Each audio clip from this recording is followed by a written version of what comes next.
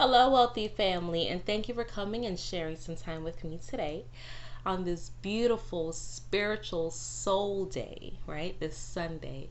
I say soul because if you know different languages, the soul, SOL, means sun. And usually people are looking to rejuvenate their souls on Sunday. So it's kind of a play on words. But today I wanted to talk about how you can have heaven on earth. And I know some of you may be thinking, what is this girl talking about? With everything that's happening, there is no way that you can create heaven on earth, right? It's more like hell that's happening right now. But just stick with me through to the end and see where I'm going from here. And then by all means, feel free to comment below. I love hearing your thoughts. I love hearing the interactions. I love responding to your comments and seeing exactly how you feel, right? Because I'm a firm believer of each one teach one. So today we're going to talk about how you can create heaven on earth with your mind, just with your thoughts. So when I ask people what their idea of heaven is, I get a lot of different answers. None of them are ever the same. You know, some people feel that everyone who is good on earth, that meets the standards, the rules and the regulations, when they pass away, they go to heaven and they can, rule with God and the angels, or maybe they're not ruling, they're just watching over their loved ones. Some believe that they ascend to their true higher self. Some believe that they'll have plethora of, wives or spouses, or, they'll be reunited with their loved ones. In my upbringing, I was taught that heaven is a place where God sits and rules with his angels, with his helpers, and for a select few that were born between a certain time frame, they were mostly older. If they were calling and they had that if they were a chosen one, if they're a part of the 144,000 that the book of Revelation talks about, then they would ascend to heaven and help rule over those who are still here on earth, making earth a paradise, right? So none of that really resonated with me because I always was thinking, it might get kind of boring. That was just my thought process. It's going to get kind of boring. What if I don't want to rule over people? I may not want to reunite with some of these people here. And then what if I didn't live up to the standards and I lived my whole life hoping that I'd get to heaven and then I never get there? So I was always a firm believer of do what it is that I can do now to make me happy now. So when you think of what heaven is in your eyes, understand that someone else's perspective is completely different, thereby making heaven a creative place. It's how you create it in your mind. It's how you see it. It's how you think about it. Okay? And through all the science and all the research, it has already shown and proven that the heavens, right, what is out there, what we consider the heavens, embodies so much more. There's so much more out there. It's not just, the clouds and the sun and the moon that we can see. There's so much more out there. There's other planets. Some have reported other beings out there. There's so much, okay? So it can't be one set ideal place. But one thing everyone agrees on is that heaven is a wonderful place. It makes you feel wonderful. The idea of it is always good. It's always pleasurable. It's always joyful. And I believe we can all agree on that. So if everyone's idea of heaven is different, but you can always associate it with a good feeling, then if you can create that feeling in your mind and in your heart, then essentially you are experiencing heaven on earth. Now, if you know the way your mind works, if you know the way your brain works, you know that you have two different minds. You have the conscious mind and you have the subconscious mind. Between birth and the age of 7, your subconscious mind is programmed with ideals on how to be a functioning human being in this world. And the set amount of your emotions and your patterns are set during that time. That's why the Jesuits for centuries would say, give me a boy until age 7 and I'll show you the man.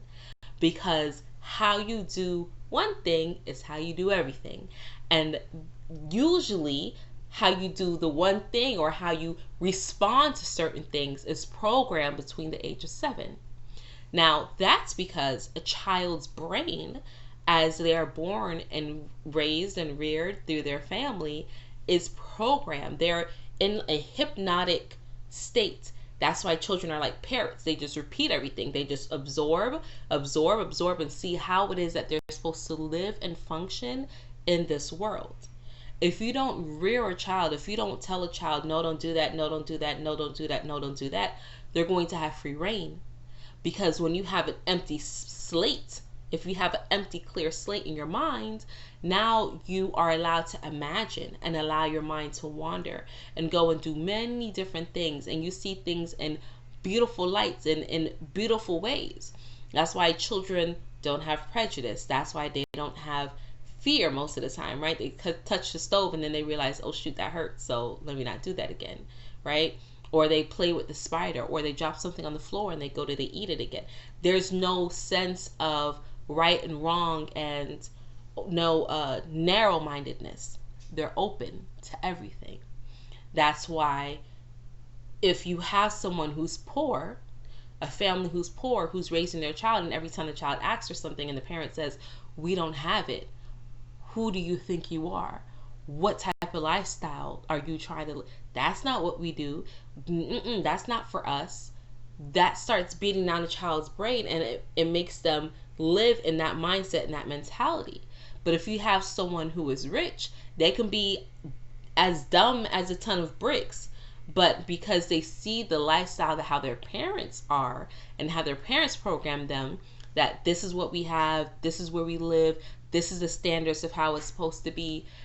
That's how they're raised. That's how they begin to think. That's what their subconscious absorbs, and now it starts to bring and attract more of that to them, and they can be successful in life. Even though they're dumb as all get out, they can still be successful. I'm not saying they'll be happy, but they can still be successful.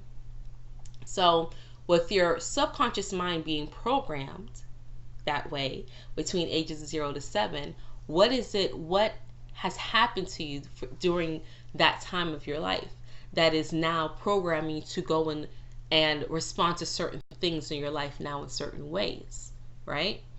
So one way on how we create our reality, on how we co-create our reality, well, the main way is through our thoughts, through our subconscious mind. Because that program that we had from 0 to 7 now is laying that foundation on how we do everything. So that's why someone can say something to you and it triggers something within you. And it can make you feel low, or it can make you feel high. It can make you feel worthy, or it can make you feel unworthy. And then after a while, you start adopting these other programs, these other people's ideals, and they now form as your own. And it makes you start to experience things that you want or that you don't want. Okay? It's just like watching a TV, right? Watching a TV program. If you don't like the channel of the program you're watching, you change the program. You change the channel, right? So it's the same way with your mind, with your subconscious. If you don't like the programming, the way of how your life is going, you just have to change the programming, because there's somewhere deep rooted inside your subconscious that's causing you to do certain things. That's because your subconscious rules 95% of your actions. Again, that's why everything you experience between ages 0 to 7 lays that foundation. Your subconscious is now just running off of that program. It's running off that habit that you've had, that you've built. It's like you get in a car, right? Let's say you drive from work to home every day. but one day you have to make a stop somewhere, let's say the post office. But your routine is usually driving from home to work. Now, if you're driving from work and you're on your way to the post office, but you get a phone call, you get distracted, sometimes you can completely forget and go home because your subconscious mind is saying, we're going home. This is what we normally do.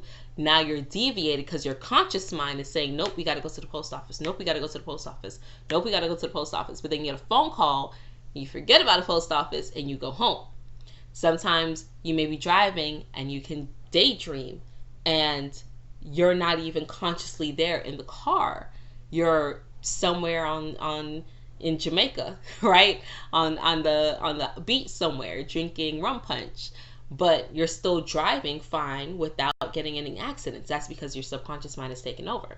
Your subconscious mind governs 95% of your actions and what it is that you do.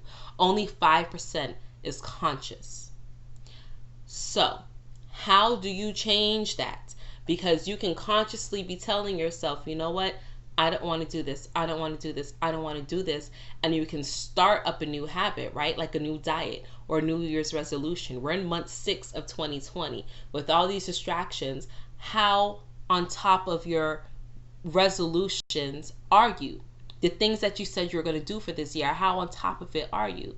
Probably not. You probably started out strong, but then things happened, you got distracted, and it got pushed to the back of your mind, so it's no longer conscious, so you're no longer focused on it, right? So how you change that dominant behavior for something else you want to do is by practice, is by going through in repetition. Just like when you were learning to drive. You didn't just learn to drive by getting in the car and turning it on. You had to constantly practice. You had to take driving lessons. You had to start off local, then you started veering out a little bit more around town, then you started maybe going on the highway, right? You had to start practicing, and now you're a pro at it, right? It's the same way. That's the same way how you retrain your subconscious mind, and therefore train and change your thoughts, allowing you to create a reality that's going to be the most beneficial and optimal for you. If you are constantly saying, I am going through the struggle, I'm going through hell right now, it's pressure right now, right? You're going to keep getting more of that, more and more and more. But if you keep telling yourself you're happy, I'm grateful, I'm thankful, I am enough, eventually your subconscious mind is going to hear that repetitively over and over and over, and it's going to start triggering more of the happiness, more of the gratefulness, more of the worthiness to you. It's going to start bringing more of that to you, but you have to stay on top of it. The subconscious mind doesn't understand words. It understands pictures. It understands habits. That's why they say a picture is worth 1,000 words. And it also understands feelings. So the fast track way, if you don't have months and years and money to go through therapy, right? To constantly try to change your thoughts. If you don't have the time to really sit there and try to rewire your brain, there's a shortcut. And the shortcut is to feel love. Feel the worthiness and feel the gratitude. Scientists have proven that falling in love is equivalent to red pilling yourself. That's an analogy from The Matrix. If you're familiar with that movie, the red pill kind of woke you up out the Matrix. It jolted you out of the same mundane things that you're doing. Falling in love is equivalent to that. Why I say that? You can have someone who is the most miserable person, who is just, you see them, you try to run the other way. And they find love, they find a mate, they find their soulmate, someone that they've been waiting for their whole entire life. And literally the next day they'll come in and they'll be singing, they'll be happy. The same coffee they drink every day tastes better. The same restaurant they eat at every day just seems to have a little bit more flavor in the food. The grass is greener, everything, right? Your nose is open, right? That's because you're in love. You're in that feeling of mindfulness, of consciousness. You're on your P's and Q's, because now you're no longer feeling lack and unworthy and searching for things. Is right there in front of you. So now you're making a conscious decision of, man, I just found this person who loves me.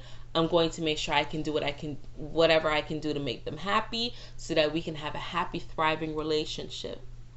Now, if that's the case, why is it that sometimes when you love someone, you fall